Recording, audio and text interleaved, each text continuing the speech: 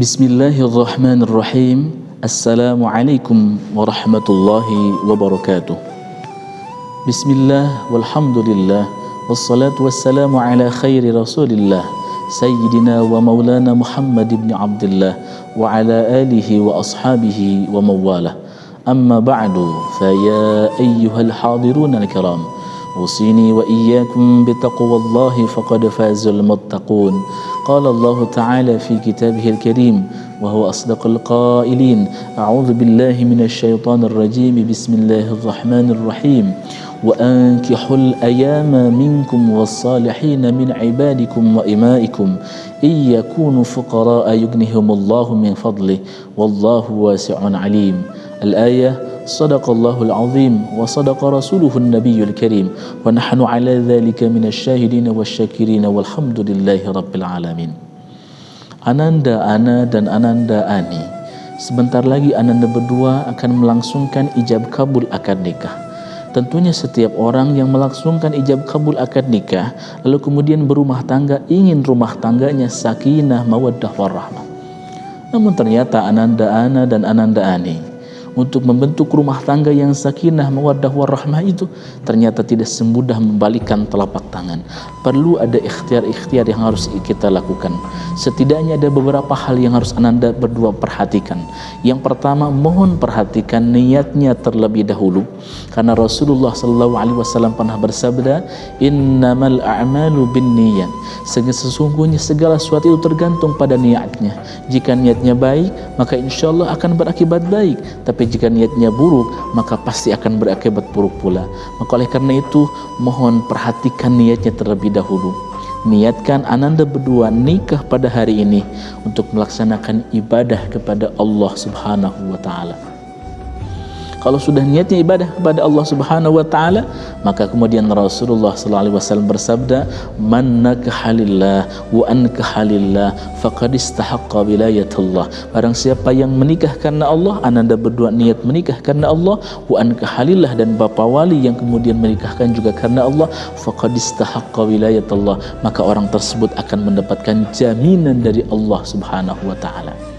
Hidupnya akan dijamin, semuanya akan dijamin, dan rezekinya pun akan dijamin.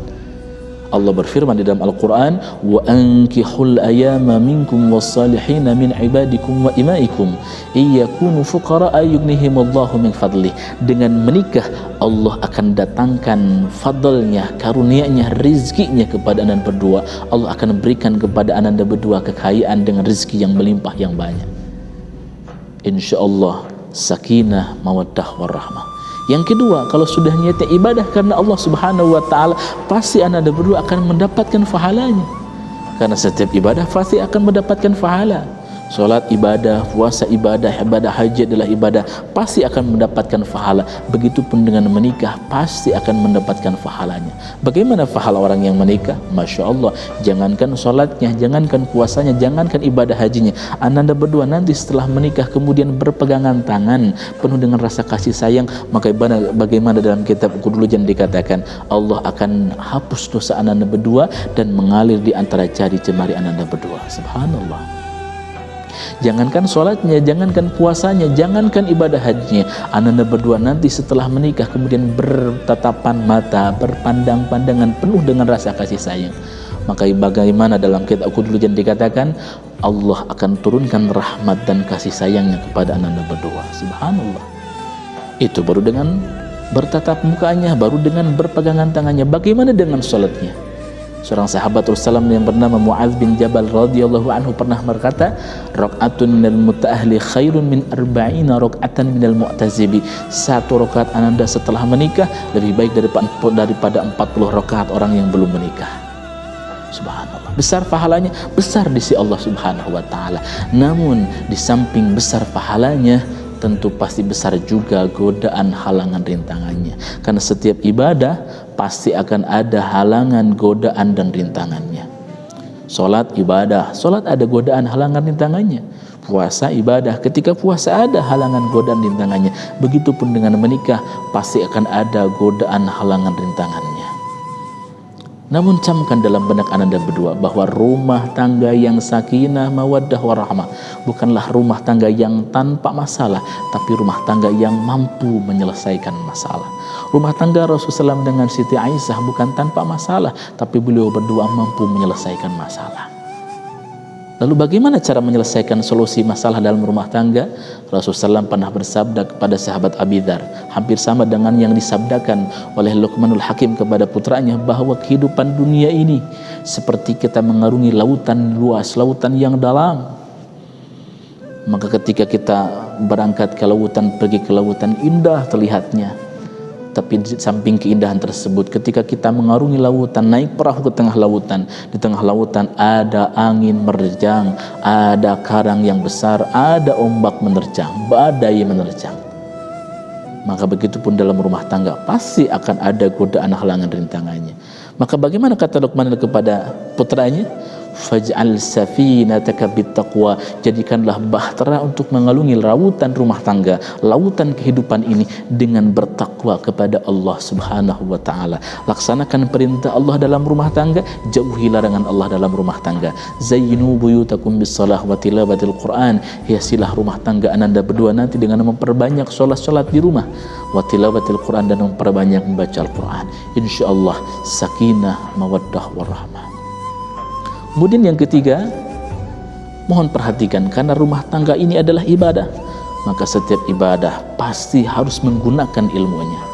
Rasulullah SAW pernah bersabda, fakullu man bighairi ilmin ya'malu amaluhu mardudatun la tuqbalu. Barang siapa yang beramal tanpa ilmunya, maka amalnya ditolak, tidak akan diterima oleh Allah Subhanahu wa taala.